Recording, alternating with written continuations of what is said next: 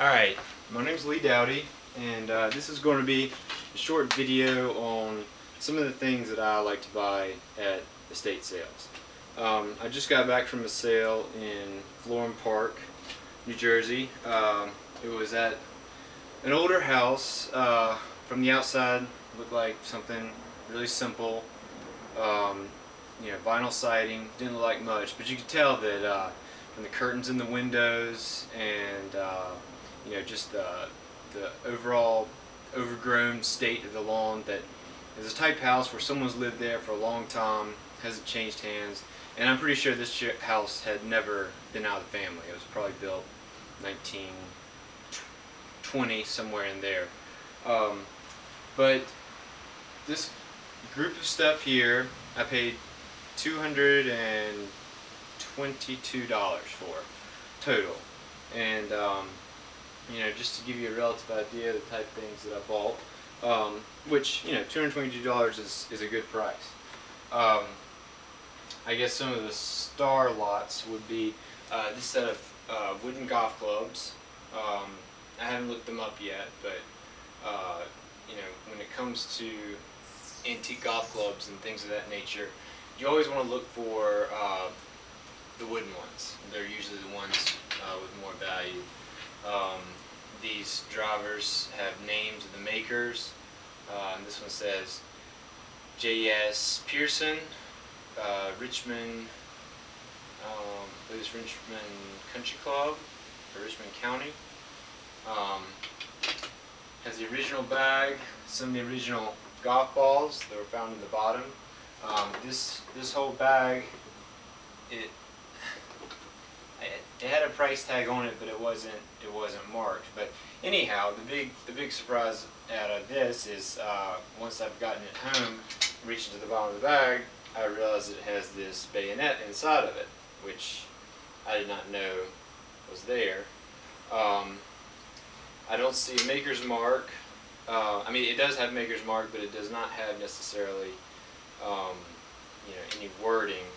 So I'm going to have to do some research to figure out exactly what it is. But in any case, it looks like a really good one.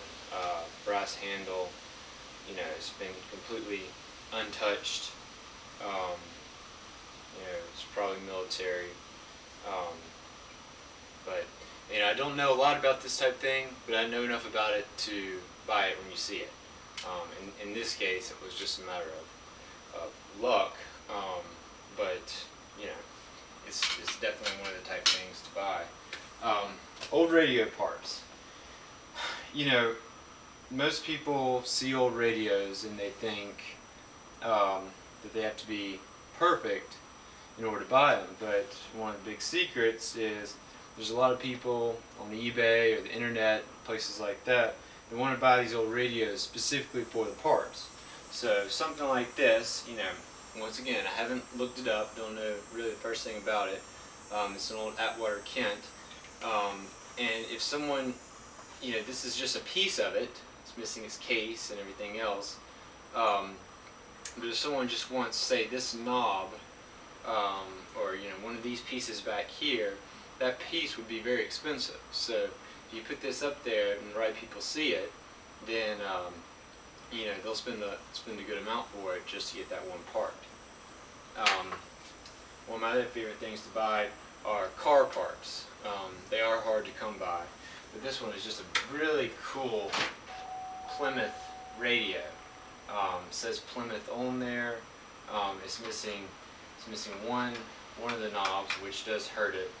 But the chrome is still in good shape. It will clean up really well. Mopar model 604. So I'll be able to look that up specifically by the model, find information about it. It's always good to look for things that have some type of wording on it, because as long as you've got some type of wording, for instance, the bayonet with just at least some numbers and some symbols, you can take that information, search on the internet, search through Google, and find out what you need to know about it in order to come up with the listing. Some other car parts I got, found this down in the basement, got this for $1. It's a windshield from what looks like an old you know, like a Model A Ford type car. I don't know specifically what type of car it's from, but with a little research, I'll be able to find out. The last inspection date was 1948, so that definitely puts some dating to it as well. This piece is really cool. This is an old visor, most likely from the Plymouth. You know, that goes on top. And something like this is something that someone would pay good money for if they were restoring an old Plymouth and they needed this part. So, you know, the dollar I paid for it was well worth it.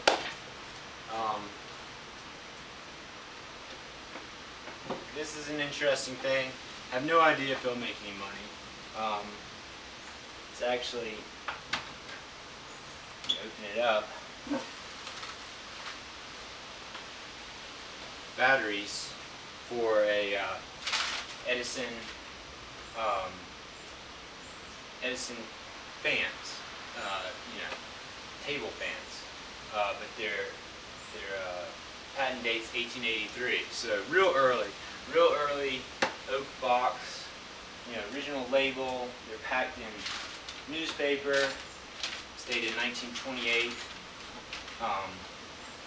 You know, anytime you see something like that, it's good to buy it. You know, if the price is right, because this type of thing could have a lot of value to it, could have zero value to it. You just never really know.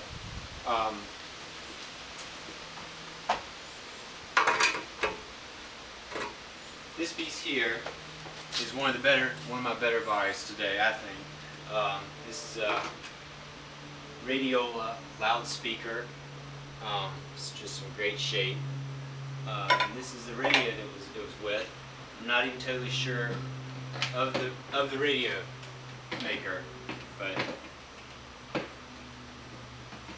top comes off like this. Has some more tubes inside. Yeah, case has wear, but you know, it's the type of thing that someone will buy. This table is rough. It has lots of issues as far as the stability, which definitely hurts it.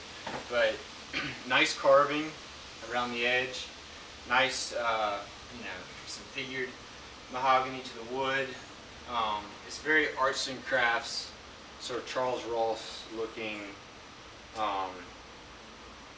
early 1900s feel to it, with a little bit of wood oil that will clean up quite nicely.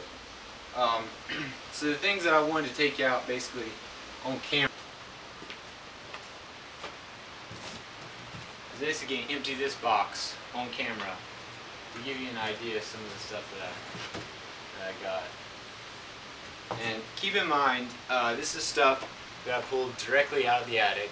I tend to go for the attic in houses that have original accumulation, because the attic is where the stuff goes and just sits. You know, it sits for years and years and years. No one messes with it.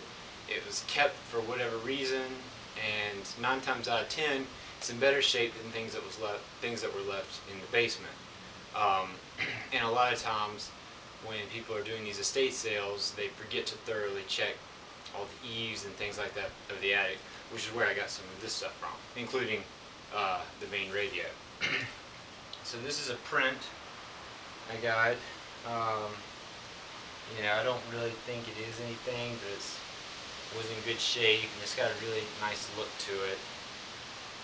It's got the forerunner's last name on the back, and it's just, you know, just a decorative thing. The main thing I got out of this attic were light fixtures.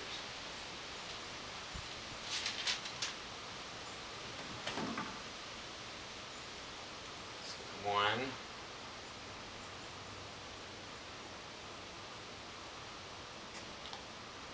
Now I was really worried about this one because of these missing pieces, but I actually have, I later found these missing discussions here. which will go on the chandelier. I have 2 of these. It's a nice Elgin.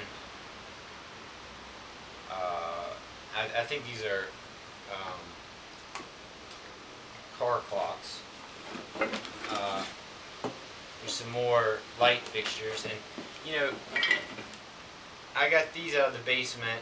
Someone, you know, several other dealers had passed up on them, but I always buy this type thing because you have lots of people out there who are specifically looking for this type of fixture. At least 2 of them are complete. One of them is missing its little finial. But these are probably, well, they are white metal, but this paint can be stripped. New fixtures added, and you know, make really nice light fixtures. This fixture has the same sort of 1920s. You know, just they have a single bulb hanging out. But you know, they go and remake these fixtures today for people restoring a house or something like that, and you know, they cost a fortune.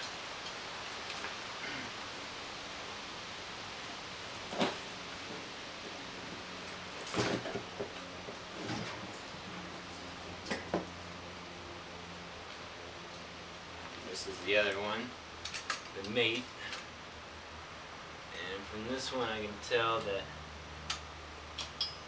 oh well, no, this isn't a mate. This is a chandelier. So this one's actually a lot nicer than the other one, and it looks to be all complete. We got all the finials, missing one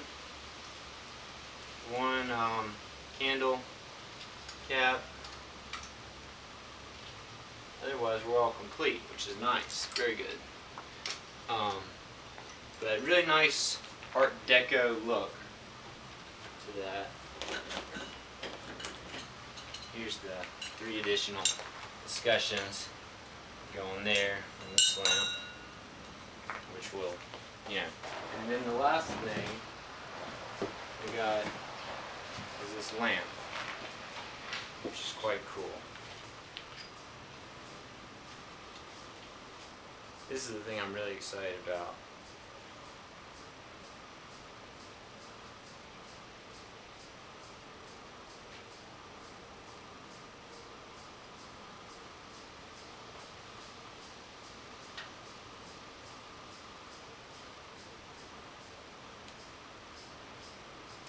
And unfortunately, I don't think we have a signature. Missing one.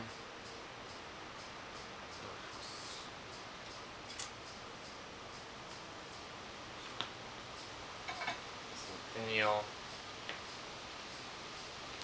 Wow, it looks so Tiffany there.